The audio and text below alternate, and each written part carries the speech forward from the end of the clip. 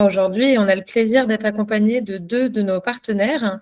On a Julien de la ferme Partio et David de Panier Fraîcheur et Saveur Bio. Le but, c'est d'échanger sur justement comment végétaliser son alimentation, pourquoi, et surtout comment bien le faire pour éviter les carences. Le but, c'est que vous puissiez aussi poser vos questions, hein, n'hésitez pas au fur et à mesure, notamment dans le chat, on les prendra après. Je vais laisser donc les deux partenaires se présenter, puis après Geoffrey reviendra un petit peu sur notre sujet du jour. Et donc, je vais peut-être laisser la main à Julien, par exemple, en premier. Oui. Présenter à la fois la ferme et puis pourquoi on est partenaire finalement. Oui.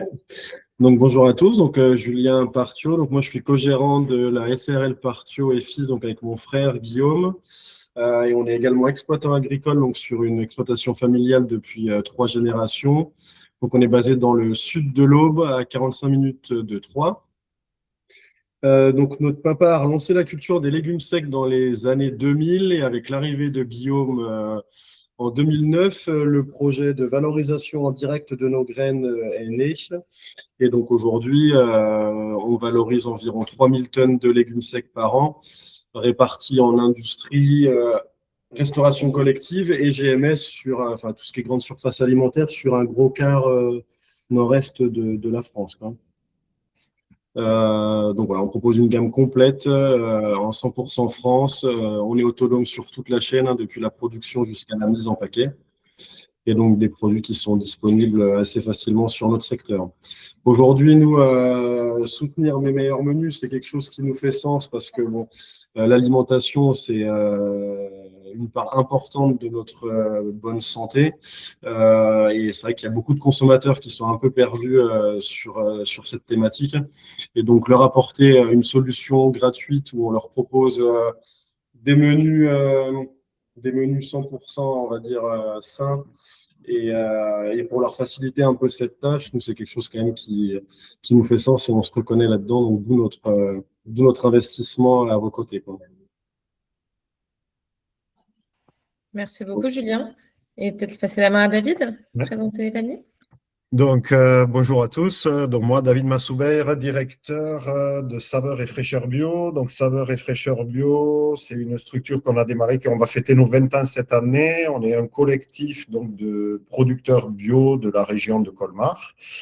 Et on fait des livraisons de paniers de fruits et légumes personnalisés en fonction de la saisonnalité et de notre propre production en majorité, qu'on livre sur tout le département du Haut-Rhin et on va jusque dans le territoire de Belfort.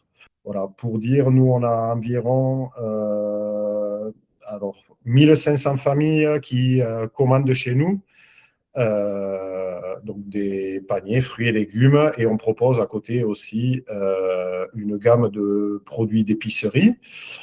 On est une petite structure, hein, on est 9 personnes, et donc chacun dans notre structure est un peu polyvalent, quoi. Il n'y a pas vraiment, on fait un peu tous de tout, quoi. Et à côté de ça, les producteurs qui sont associés donc dans la structure, les producteurs fondateurs, qui sont vraiment partenaires, quoi, sont 9 aussi, quoi. 5 maraîchers en bio, dans un rayon de 15 km autour de chez nous, et 4 autres fermes, pardon, qui font des produits d'épicerie transformés. Voilà. Et pourquoi, en fait, on a décidé, en fait, de soutenir l'association Mes Meilleurs Menus? Ben déjà, parce que c'est de proposer, donc, aujourd'hui, en fait, on se rend compte pour notre clientèle, quoi, donc avoir des propositions donc de recettes, etc. Ce qu'on a fait un petit peu, c'est super intéressant, avec des recettes qui sont, avec les vies que tout le monde en a, assez chargées, des recettes qui sont faciles à faire, de saison, etc. Donc ça, c'est super. Une association qui met à disposition aussi gratuitement aux gens de pouvoir se faire aider, ça c'est super, quoi. Aussi, je trouve vraiment l'initiative vraiment très bien, et de promouvoir en fait le produit de qualité, fruits, légumes, les légumineuses, voilà, de Julien, quoi, par exemple. Donc ouais, comme disait Julien, ça a vraiment du sens, quoi. On est vraiment dans une période où ça compte beaucoup à mon sens. Voilà.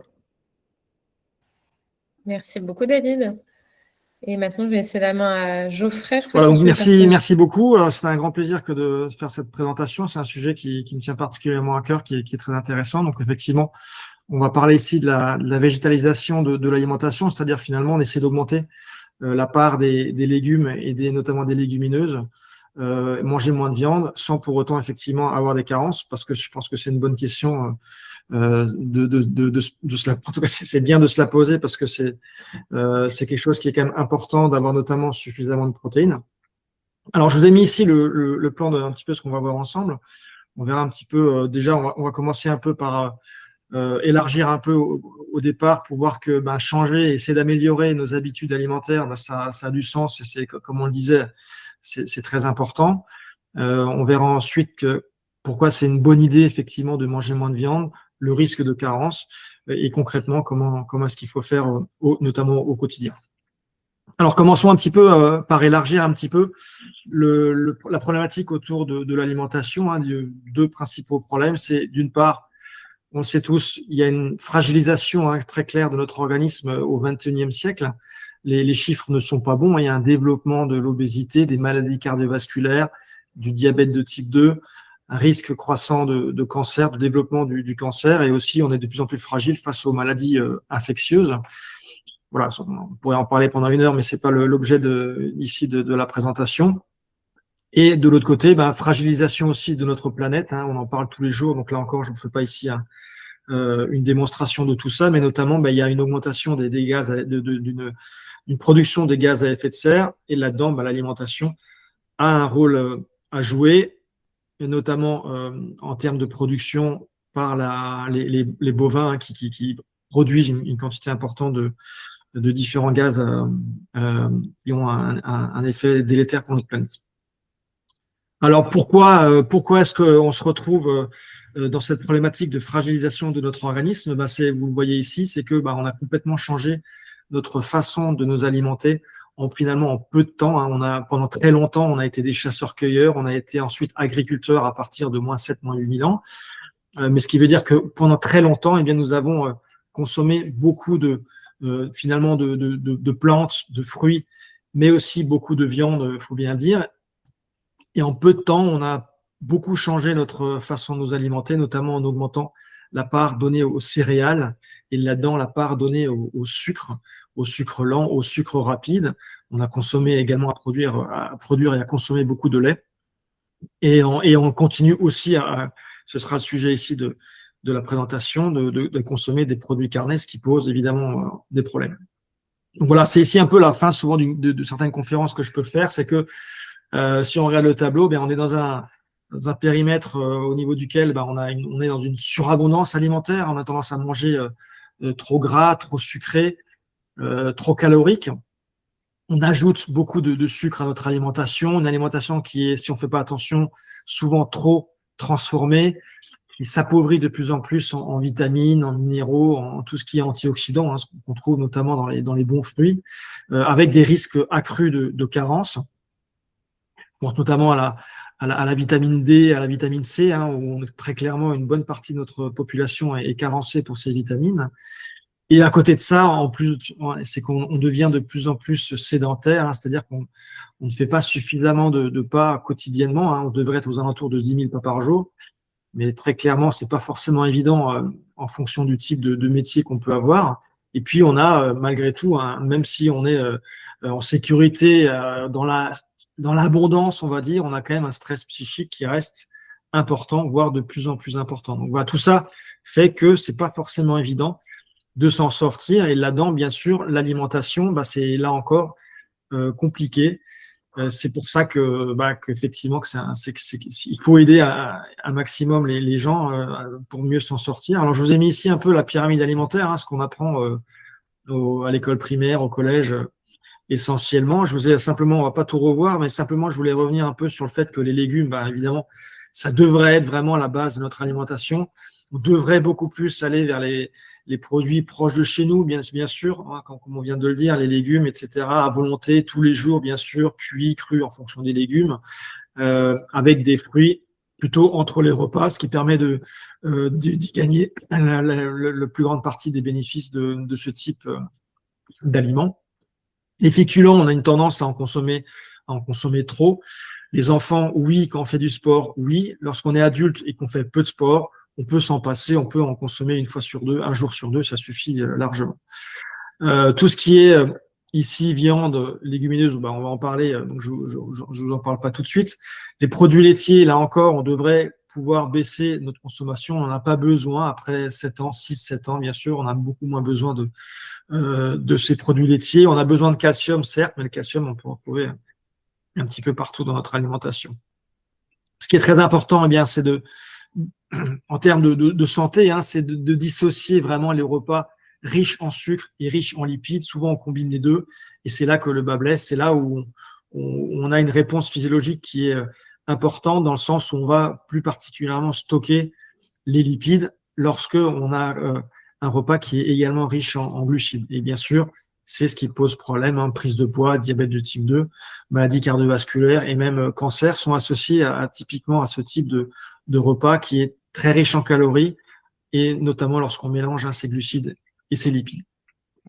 Donc lipides, c'est pas le sujet du jour, mais quand même, je voulais que ça me tenait à cœur simplement de dire qu'il faut vraiment essayer de les diminuer, ces sucres ajoutés à notre alimentation, ce qui n'empêche pas, bien sûr, de se faire plaisir régulièrement, notamment si on fait du sport, on peut se faire encore plus plaisir, et on peut s'accorder au moins un repas plaisir par semaine où on ne fait pas spécialement attention. Voilà, ça c'était un petit peu au niveau global sur l'alimentation. Maintenant, voyons un peu le sujet du jour, puisqu'effectivement, la viande, de plus en plus, c'est au cœur de la problématique. Alors, première question qui paraît assez évidente, mais est-ce que c'est une bonne idée de réduire cette quantité de viande que l'on va consommer chaque semaine? Eh bien, si on regarde un petit peu, si on fait le constat au niveau global et aussi au niveau scientifique, eh bien, on se rend compte qu'effectivement, on consomme quand même environ 1 kg en France. On est encore à 1 kg de viande par semaine de consommer. On se stabilise, on diminue un petit peu. Depuis pas mal de temps, ça s'est stabilisé. Il y a une phase où il y a eu de grandes augmentations. Maintenant, ça se stabilise quand même, avec une tendance plutôt à la décroissance, même s'il me semble que les dernières années, ça a de nouveau un petit peu augmenté après le Covid. Le problème, c'est que souvent, on consomme une mauvaise viande, de la viande qui est souvent très transformée, de mauvaise qualité. On consomme les viandes les moins chères, plutôt que d'aller vers des éleveurs de viande qui sont au niveau local et qui nous proposent effectivement de bons morceaux de viande. Et là, ça devient tout de suite beaucoup plus intéressant. Et on peut, à ce moment-là, en consommer, si on en a envie, un peu, mais là encore, pas dans l'excès. Pourquoi pas dans l'excès? Bien parce qu'effectivement, avec ne serait-ce que 1 kg par semaine de viande consommée, bien ça augmente. C'est démontré que ça augmente les risques de développement du cancer colorectal. Alors, c'est pas non plus des chiffres énormes, mais c'est quand même de l'ordre de 15-20% d'augmentation du risque de cancer colorectal. On augmente également de 15-20% le risque cardiovasculaire. Donc ça, c'est pour le côté santé. Donc vous voyez, consommer trop de viande, c'est pas bon pour la santé. À côté de ça, il y a ce qu'on disait. L'élevage, ça représente globalement environ 15% des émissions de gaz à effet de serre dans le monde, donc c'est énorme, ça représente une part très importante de la problématique du réchauffement climatique. Donc, point important, bonne raison pour diminuer environ de moitié notre consommation en France. Et ne pas oublier également le bien-être animal, le fait qu'il ne faut pas oublier qu'on consomme et qu'on tue environ 4 millions de bovins en France par an, 800 millions de poules. Donc des chiffres quand même qui sont très importants. Donc là encore, je pense qu'on pourrait raisonnablement diminuer ces chiffres et s'en porter pas plus mal. Alors les recommandations, elles sont très claires. Les viandes, c'est maximum 500 grammes par semaine, avec environ, on va dire, je pense que le mieux, ce serait d'être, si on veut consommer de la viande, d'être aux alentours de 200 grammes de viande rouge, si on aime la viande rouge, et environ 300 grammes de viande blanche, de type poulet. Typiquement, ça paraît raisonnable et ça apporte une bonne quantité de tout ce dont on a besoin, ce qu'on va voir tout de suite. Charcuterie, au maximum, on devrait être aux alentours de 150 grammes. Donc, c'est un peu le même discours que pour la viande. La charcuterie, il faut aller vers la qualité plutôt que la quantité, c'est très clair. Le message ici, c'est pas d'arrêter de consommer de la charcuterie. On est quand même un pays avec de la très bonne charcuterie, mais l'idée, c'est d'en consommer peut-être un peu plus cher, mais surtout bien meilleur, mais moins, bien sûr. Et viande blanche, voilà, là-dedans, dans les viandes, privilégier cette viande blanche Ça, c'est très clair. Alors, est-ce que si on consomme comme ça en maximum 500 grammes de viande ou si on enlève complètement la viande de notre alimentation, est-ce que ça peut poser problème en termes d'apparition de carence? Pour répondre à cette question, regardons un petit peu les chiffres et ce dont on a besoin et qu'est-ce qu'il y a finalement dans la viande. Bien sûr, dans la viande, il y a notamment beaucoup de protéines et on a besoin effectivement d'environ 60 grammes de protéines par jour, 30 grammes végétales, 30 grammes animales, c'est ce qu'on recommande à peu près. Lorsqu'on fait du sport, bien sûr, on peut augmenter, enfin, il faut augmenter un petit peu notre consommation de protéines. Si on veut prendre du muscle aussi, et les personnes âgées, effectivement, qui ont une tendance à perdre en plus notamment les acides aminés, il faut aussi, là encore, augmenter sa consommation de produits dans lesquels on va trouver des protéines. Donc, 60 grammes de protéines par jour, comme on le disait. Donc, si on consomme 500 grammes, voyons, si on diminue à 500 grammes de viande, ce que ça représente. 500 grammes de viande, eh bien, on va se retrouver à avoir 20 grammes de protéines. Si on consomme, il y a 20 grammes de protéines pour 100 grammes. Donc, effectivement, si on consomme 500 grammes, eh bien, vous allez obtenir comme ça 100 grammes de protéines animales sur une semaine. On est là ici sur une semaine. 60 grammes, c'est par jour. Donc, si on multiplie par 7, ça fait 420 grammes par semaine. Donc, vous le voyez, ça ne représente que 25% de ce dont on a besoin. D'accord? Donc, il faut compléter. Et évidemment, à ce moment-là, il faut effectivement en compléter avec d'autres aliments riches en protéines. Donc, si on reprend un peu l'ensemble sur une semaine, je pense que c'est plus intéressant de regarder sur une semaine que sur une journée, où là, évidemment, c'est assez simple. Mais si vous regardez ici, c'est aussi assez simple, en définitive, d'avoir suffisamment d'apports en protéines en diversifiant son alimentation. Vous le voyez ici, 500 grammes de viande, OK, on a 100 grammes, donc 25%. On peut y rajouter, et c'est bien évidemment une bonne habitude de consommer du poisson 1 à 2 fois par semaine, voire 3 fois par semaine, ce qui nous apporte 60 grammes de protéines. Les œufs, c'est un produit qui est juste merveilleux, où vous avez à peu près tout ce qu'il faut en dehors de la vitamine C dans les œufs. C'est quelque chose qui ne tue pas les animaux, en plus de ça. Et ça contient à peu près tout ce qu'il faut, comme je vous le disais. Donc, on peut en consommer, si on est en bonne santé, on peut en consommer largement 1 par jour, donc ce qui nous apporte environ 40 grammes de protéines. Des bons fromages nous apportent aussi beaucoup de protéines, comme vous pouvez le voir. Et bien sûr, on y ajoute, et c'est très important, des légumineuses, typiquement les lentilles, les pois chiches, etc. Ce qui nous apporte, vous le voyez, une bonne partie de la quantité dont on a besoin. On y ajoute quelques féculents, des céréales comme du riz. Intéressant aussi les yaourts, et notamment, alors je vous ai mis ici les yaourts grecs, c'est les yaourts à la grecque, ça ne veut pas dire qu'il faut les importer de Grèce, c'est simplement une technique de préparation où finalement on enlève notamment l'eau, enfin on divise par 2, il me semble, la quantité d'eau dans le yaourt, ce qui permet de concentrer les protéines, ce qui permet de multiplier quasiment par 2 la quantité de protéines dans chaque yaourt. Donc c'est intéressant, et il vaut mieux du coup consommer des yaourts fabriqués et préparés à la grecque.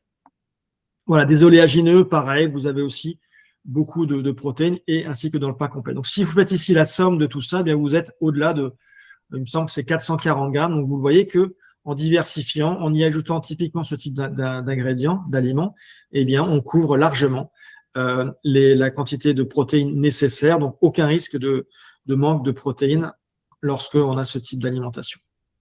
Alors, où sont les autres vrais risques de carence lorsqu'on diminue, voire on enlève complètement la consommation de viande? En premier lieu, je pense que vous le savez, c'est la vitamine B12.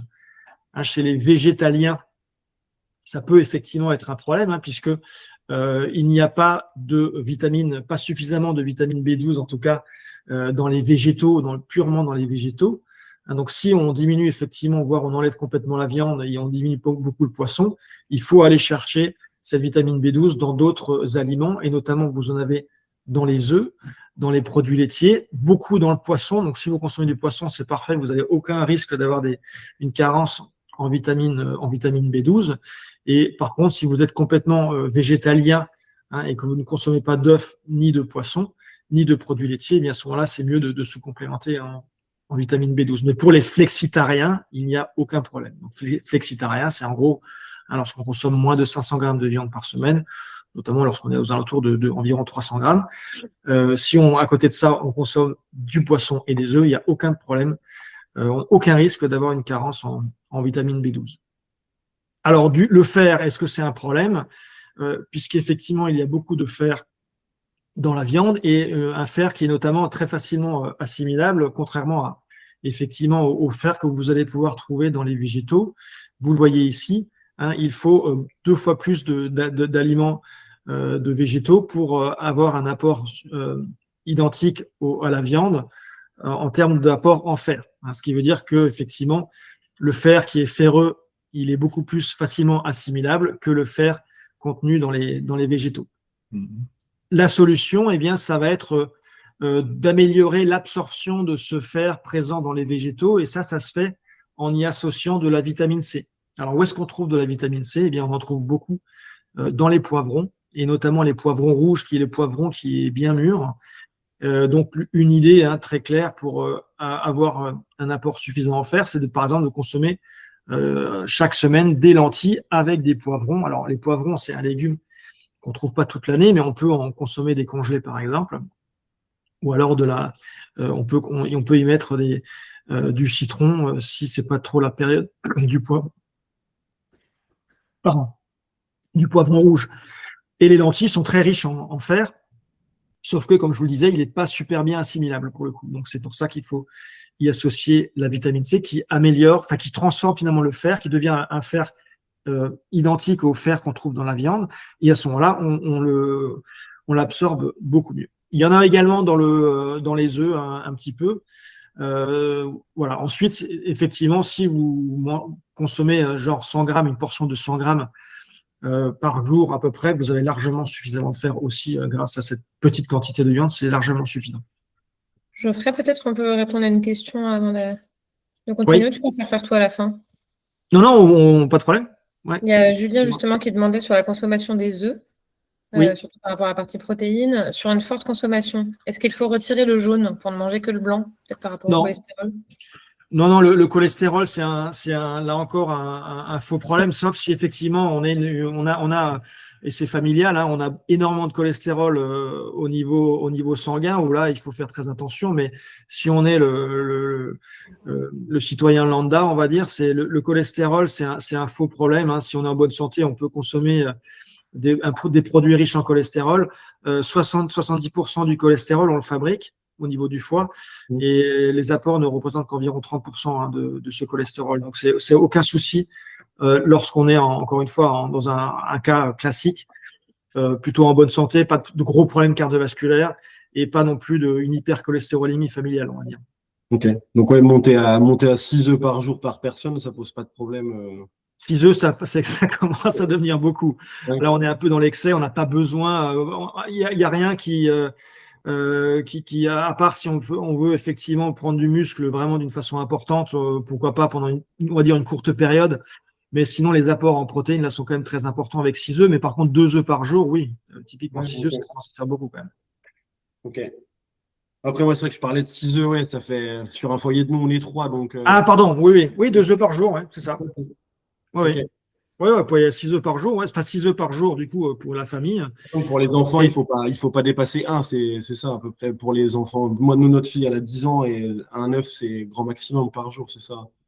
Moi, avec tout, globalement, ma fille qui fait beaucoup de sport, elle consomme plus qu'un œuf par jour, je pense en moyenne. Après, je les compte pas, mais c'est vrai que on est entre 18 et 24 œufs par semaine environ, je pense, au niveau de la famille, qu'on est à 5. Ouais. Ok. C'est vraiment un aliment. En plus, on a des fermes partout, hein, bien sûr, qui ont des œufs, sauf évidemment quand on est au cœur de grandes villes. Mais sinon, on peut trouver des œufs qui sont pas forcément bio d'ailleurs, qui sont par des petites fermes. Mais sinon, par contre, si on les achète en grande surface, il faut aller absolument vers des œufs qui soient bio. Ok, oui, on est d'accord. Mais bon, après nous, quand on est dans les campagnes, bien sûr, et voilà, on en trouve au niveau local. Hein. C'est pas la peine qu'ils soient bio pour le coup. Ok, merci. On continue. Alors, autre potentiel problème, ce sont ces fameux acides aminés dits essentiels. Alors, acides aminés essentiels, pourquoi est-ce qu'ils sont essentiels? Les acides aminés sont tous importants. Ils sont essentiels, c'est neuf parce qu'on ne les fabrique pas nous-mêmes. Hein, notre organisme n'est pas capable de les fabriquer. Du coup, il faut les retrouver dans notre alimentation. Donc, les acides aminés, c'est ce qui ce sont les briques des protéines. Hein. Donc, quand on ingurgite des protéines, on casse ces protéines et on récupère du coup des acides aminés qui, eux, passent la barrière intestinale et rentrent dans notre organisme. Il faut absolument avoir ces 9 acides aminés.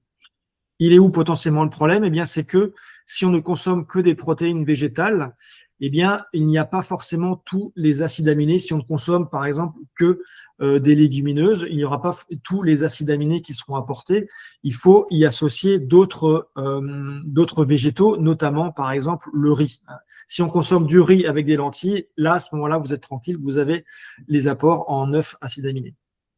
Ça, là, c'est vraiment pour les végétaliens. D'accord? Si vous êtes végétarien et que vous consommez des œufs, aucun souci. Dans les œufs, justement, vous avez tous les 9 acides aminés essentiels, donc aucun problème par rapport à ça. Donc là, c'est vraiment, encore une fois, c'est toujours quand on est végétalien qu'il faut faire quand même nettement plus attention. Mais à ce niveau-là, pas de problème si vous vous associez régulièrement des céréales. Hein, donc céréales, ça va être le riz, hein, ça va être d'autres flocons d'avoine, etc. Avec notamment donc ces légumineuses qui, dans tous les cas, quand on est végétalien, il faut consommer quasiment tous les jours. Dernier petit risque, eh bien, c'est le zinc, hein, qui est un minéral important, notamment pour le bon fonctionnement de nos nerfs, de fabrication des globules rouges, etc. Donc, on n'en a pas besoin de beaucoup, mais on en a besoin quand même d'en avoir un apport régulièrement, pas forcément tous les jours, mais plusieurs fois dans la semaine, un apport relativement conséquent quand même. Un peu comme pour le fer, le zinc, il n'est pas super bien absorbé par les végétaux, notamment, toujours pareil, il y en a beaucoup dans les légumineuses, mais pas très bien absorbé. Donc pareil, il faut varier notre alimentation. C'est pas forcément la peine d'y associer de la vitamine C ici, mais en variant suffisamment les légumineuses, les céréales, des oléagineux, on a un apport qui est suffisant. Donc c'est moins compliqué que pour le fer où on en a quand même besoin beaucoup plus. Le zinc, on en a besoin de moins et on en trouve suffisamment ici pour le coup dans les végétaux. Et vous le voyez effectivement, on peut améliorer son absorption en trempant nos légumineuses notamment et en les cuisant bien sûr de façon assez importante. Ça permet d'augmenter l'absorption de ce zinc. Voilà, en gros, hein, je ne sais pas si vous avez des questions encore, mais ce sont les seuls risques potentiels qu'on peut avoir en termes de carence lorsque on diminue la consommation, voire on enlève complètement la consommation de viande. Alors concrètement, vous l'avez, je pense, compris, hein, comment faire.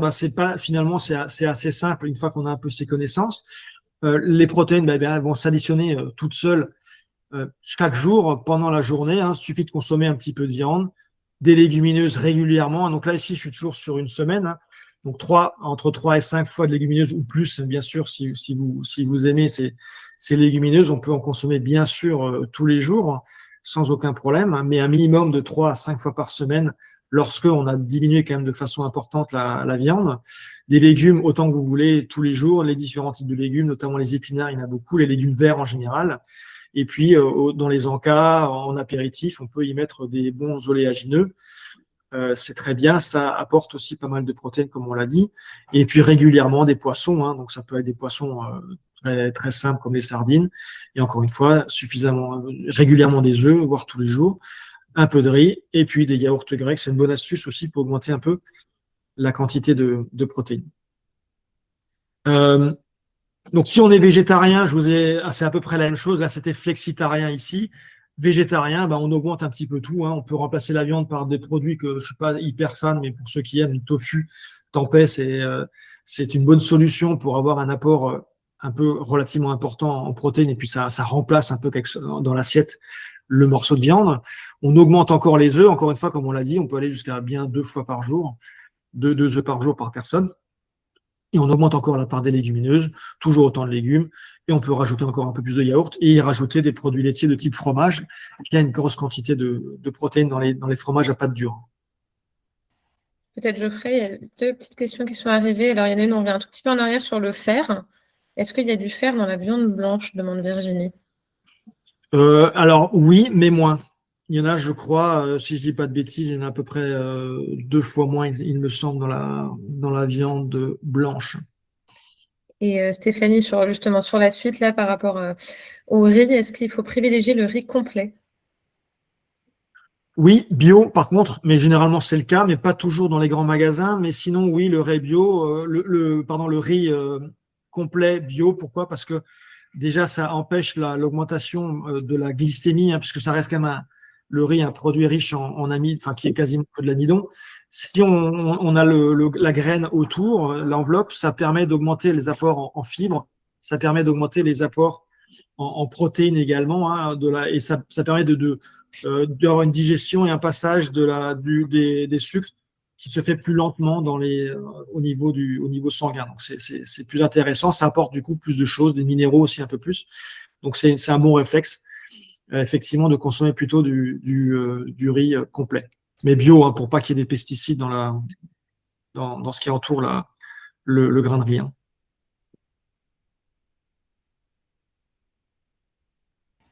Merci. C'est bon? Oui. Il n'y a pas d'autres questions? Non. Moi, je peux compléter juste sur le tofu. Tu disais que tu n'aimais pas trop. Oui. Donc, pour la je suis végétarienne, il faut le cuisiner. C'est sûr que du tofu nature, c'est pas très bon. Mais avec un peu de sauce soja notamment, ça donne du goût. Ok. Merci pour la précision. Non, c'est vrai que j'en cuisine pas, j'avoue. Comme je suis pour le coup pas végétarien, flexitarien. Mais oui, je pense que c'est un produit bien cuisiné qui est tout à fait agréable. Alors, les protéines, toujours, tout ça pour dire qu'il y en a un peu partout, hein, il n'y en a pas non plus que dans ce que je vous ai présenté dans la dia d'avant. Il y en a aussi, notamment, par exemple, dans le cacao, hein, ce qui ne veut pas dire qu'il faut se jeter sur le chocolat. Le cacao, faut-il encore qu'il y en ait suffisamment dans votre tablette de chocolat? Donc, si vous voulez avoir vraiment des apports en protéiques dans le chocolat, il faut aller vers le quasiment 90-100% de cacao. Hein. Donc là, effectivement, vous aurez un apport conséquent, même si pas forcément monstrueux, mais puisqu'on ne va pas généralement consommer une tablette entière de ce cacao 100%, ce soit très clair. Donc, c'est plus le côté plaisir ici, en se disant qu'effectivement, le cacao, ça a tout un tas de molécules très intéressantes pour la santé. Vous le voyez, on a dans le champignon, un peu dans les pommes de terre, mais pas beaucoup finalement. Hein. Comme je vous disais, il y en a pas mal dans différentes céréales, notamment les flocons d'avoine. On en trouve aussi quand même dans le lait, dans les autres pâtes et semoules, les farines, et puis les avocats, ne pas les oublier. Avocats très intéressants pour les lipides, mais aussi, vous le voyez, il y a un petit peu de protéines. Alors concrètement, comment faire? Eh bien évidemment, c'est à l'époque quand je faisais les conférences, le problème c'est que je m'arrêtais un peu là. Hein. La théorie, elle est belle, mais elle n'est pas si simple. Mais c'est pour ça qu'il y a environ maintenant 3 ans, j'ai eu envie d'essayer de mettre en place une solution concrète. Et puis le hasard a voulu qu'on se rencontre avec Jean-Noël qui avait les mêmes envies. Et ensemble, eh bien, on a créé effectivement mes meilleurs menus.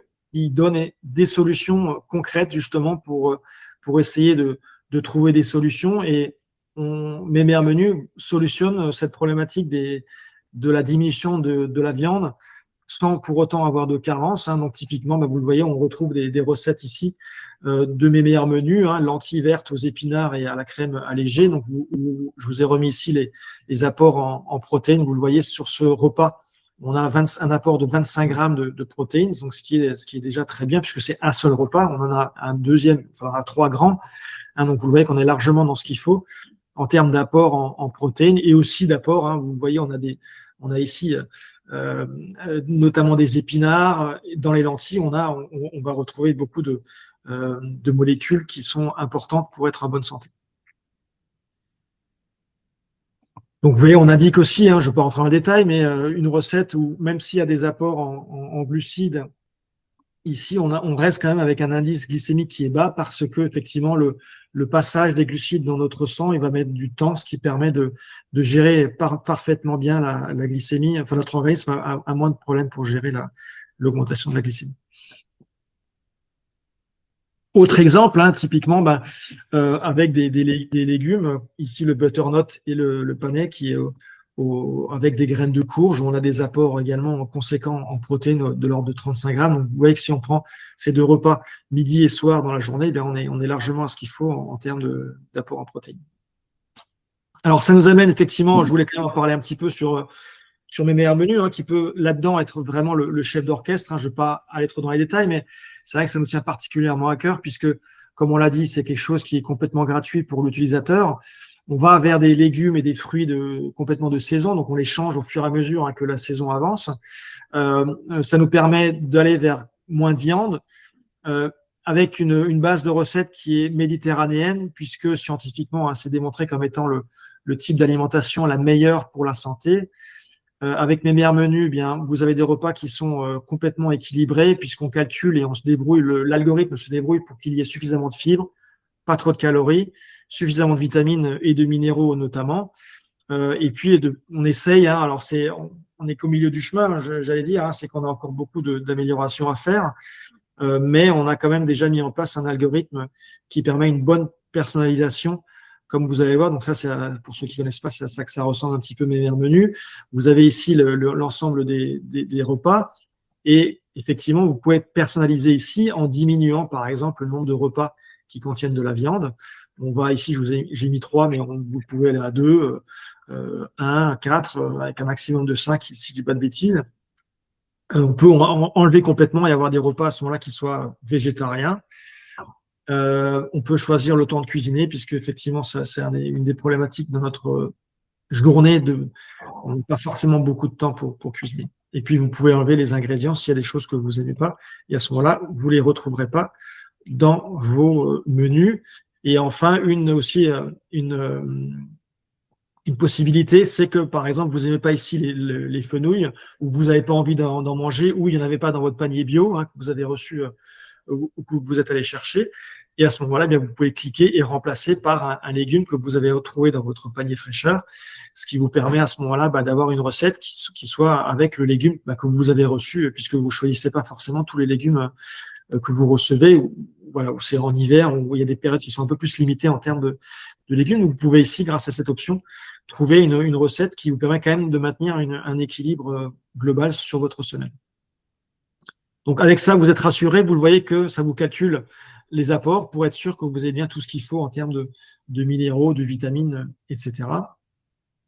Et puis, vous avez également la liste de courses, vous pouvez décocher si vous avez déjà, sinon ça vous permet vous pouvez sortir sous forme de PDF, l'imprimer et vous allez faire vos courses avec pour compléter ce que vous avez reçu grâce à vos paniers. Voilà, donc en conclusion, bien, la solution pour diminuer la viande, c'est de la remplacer par plein de différents aliments, et notamment les légumineuses qui sont à la fois riches en fibres, mais aussi riches en protéines notamment.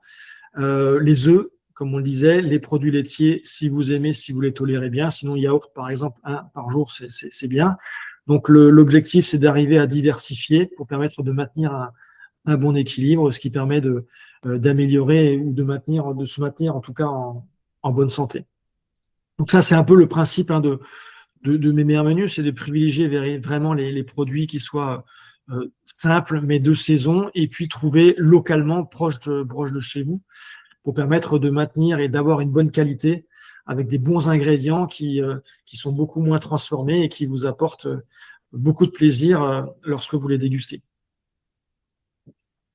Voilà, donc un moyen effectivement là-dedans, c'est d'arriver à diversifier suffisamment, mais en fait, suffit de suivre les saisons, et puis la diversification, elle va se faire tout seul, et puis effectivement de se rapprocher des fermes que vous avez près de chez vous, et puis et notamment donc le panier Saveur et Fraîcheur, si vous avez la chance d'être dans le Haut-Rhin. Sinon, vous en avez d'autres également, sans doute près de chez vous. Et puis pour les légumineuses, un bon exemple, et on est très content de pouvoir collaborer avec la ferme Partio, qui a des magnifiques produits en termes notamment, donc évidemment, de légumineuses. Et pour finir, bien, comme vous l'avez compris, on est une association, on est bénévole dans cette association, mais il n'empêche que pour garder tout cela gratuit et pour continuer à le développer, à l'améliorer, bien on aurait besoin, bien évidemment, de dons. On a besoin de dons. C'est pour ça qu'on a, grâce à France Active et aux côtés, on a mis en place un financement participatif qui dure 2 mois, qui a commencé il y a environ 3 semaines. Vous voyez qu'on est aux alentours de 5-6 000 euros, et il nous faut aller jusqu'à 15 000 euros pour pouvoir à la fois maintenir et développer les meilleurs menus. Donc on a besoin de l'aide de tous les citoyens. Vous le voyez, le gros avantage, c'est que si vous donnez 10 euros, eh bien, mes meilleurs menus, l'association recevra 30 euros. Et en plus de ça, bien, vous serez facturé, entre guillemets, véritablement, votre portefeuille sera diminué que de 3 euros, puisqu'il y a une déduction fiscale qui se fait à hauteur de 66%. Donc, c'est quelque chose qui est aussi très intéressant. Donc, même si vous donnez, par exemple, 30 euros, ce qui donne 90 euros à mes meilleurs menus, bien, finalement, vous ne payerez que 10 euros.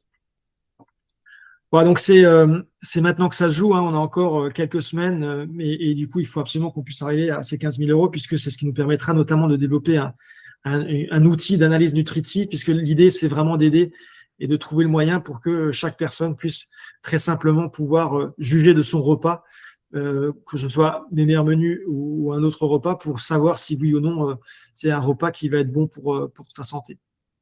Et puis voilà, je voulais tenir à remercier également tous nos partenaires qui nous aident notamment dans ce financement participatif, donc à la fois la collectivité européenne d'Alsace, donc le panier Saveurs et Fraîcheur bio, la ferme Partio, les magasins Satorise au niveau de Strasbourg, de Vendenheim notamment, et puis la société Christelle qui commercialise tout un tas d'instruments pour les casseroles, etc., pour confectionner tous ces repas, tous ces plats qui doivent effectivement être confectionnés de façon journalière, on va dire, ce qui est vraiment la base de ce dont on a besoin. Voilà, merci à tous. Geoffrey. Merci. J'ai mis le lien vers la campagne également dans le chat, en plus du QR code si besoin. Et on a encore 2 questions. Virginie demandait comment améliorer la digestion des légumes secs. Donc, je sais qu'il faut souvent les laisser tremper. Oui, c'est ça. Alors, ça dépend lesquels, hein, mais effectivement, vous pouvez soit les rincer de toute manière, et ensuite, vous pouvez les tremper si vous avez des problèmes pour les digérer. Effectivement, le plus simple, c'est vous pouvez les laisser tremper une nuit pour la consommation du lendemain. Ça améliore très clairement la digestion. Hein. Et Corinne demande, selon elle, la recommandation est de mettre un féculent à chaque repas pour obtenir les 50% d'apport d'énergie via les glucides. Comment les obtenez-vous si vous n'en mettez pas à chaque repas? Vous mettez des légumineuses lorsqu'il n'y en a pas, merci. Oui, voilà. C'est vrai que dans tous les cas, hein, et après, c'est les recommandations, vous avez raison, hein, c'est les recommandations officielles, c'est d'être au-delà de 50% de glucides. Moi, je pense que c'est trop. Ça, c'est bien lorsqu'on fait du sport, mais si on fait pas de sport, si on est plutôt sédentaire, on peut largement descendre vers les 25-30% de glucides, et à ce moment-là, vous en avez largement assez dans les légumineuses, hein, des glucides. Et on n'est pas obligé d'aller vers les pâtes. Ça, c'est bien pour les enfants, c'est bien lorsqu'on fait du sport, mais sinon, légumineuses plus légumes, ça suffit. Hein. Merci Corinne. Et Virginie demande également ce que tu penses, Geoffrey, des produits végétariens transformés, les steaks végétaux, nuggets. Ah bon. Non, je pense que tout dépend de la qualité de ce produit, mais si c'est un produit de base, je déconseille fortement tout ce qui est transformé. De toute façon, je pense que globalement, il faut rester vers des vrais produits, hein, très clairement. Si on parle de viande, je pense que c'est important d'arriver à trouver des filières, sauf de les trouver et d'aller vers des producteurs de viande au niveau local. Pour ceux qui veulent consommer de la bonne viande une fois de temps en temps pour se faire plaisir, une bonne côte de bœuf, pourquoi pas. Hein, l'idée, c'est pas forcément et on continuera toujours de consommer cette viande. Je pense qu'il faut aller vraiment vers de la qualité. Et sinon, il faut aller très clairement une fois de temps en temps, pourquoi pas. C'est un vrai plaisir, mais il faut se poser peut-être la question si c'est un vrai plaisir. Sinon, je pense que c'est important dans notre quotidien vraiment d'aller vers des produits les plus simples possibles. David, Julien, est-ce que vous voulez rajouter quelque chose? Non, pour ma part, c'est tout bon. On a fait le tour, c'était très clair, très, très instructif, donc merci. Super, merci à tout le monde pour l'organisation de ça. C'était un bon moment. À nous de voir après, voilà, maintenant de continuer.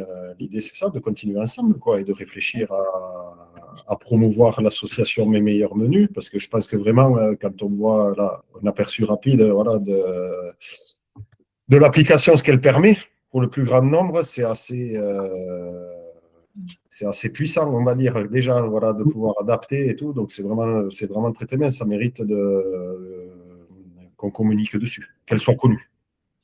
Merci. Donc oui, merci. N'hésitez pas à en parler autour de vous, à vos proches, sur les réseaux sociaux, etc. Enfin, nous, c'est notre meilleure publicité, c'est le bouche à oreille. C'est de dire ce que vous appréciez dans notre programme. C'est aussi de nous faire part d'axes d'amélioration. Voilà, on ne pourra pas tout développer, on ne pourra pas tout améliorer très vite, mais en tout cas, on fera de notre mieux et on essaiera d'en tenir compte le plus possible. Donc voilà, parlez-en autour de vous le plus possible et puis voilà, nous, on va essayer de continuer en faisant de notre mieux. Oui, voilà, et pour la campagne, c'est vrai que même un don de 10 €, c'est déjà très bien. Ça permet de. Voilà. C'est important on est encore un peu dans la phase de début de la campagne. Si on voit qu'on augmente le nombre de personnes qui ont participé, c'est un message fort qu'on envoie aussi, notamment à la CEA, par exemple, pour se rendre compte qu'il y a du monde qui y croit et qui participe. Je pense que c'est quelque chose qui évidemment, qui est là au jour d'aujourd'hui, qui est vital, hein, pour qu'on puisse continuer ne serait-ce qu'à exister et à se développer. Eh ben, merci à tous. Merci Bon beaucoup. appétit pour ceux qui n'ont pas mangé encore. Et bon vendredi, bon week-end avec un peu d'avance surtout. Merci également. Merci. Merci Ouais, beaucoup. bonne journée à tous. Au revoir. Merci Au revoir. beaucoup. Tout le monde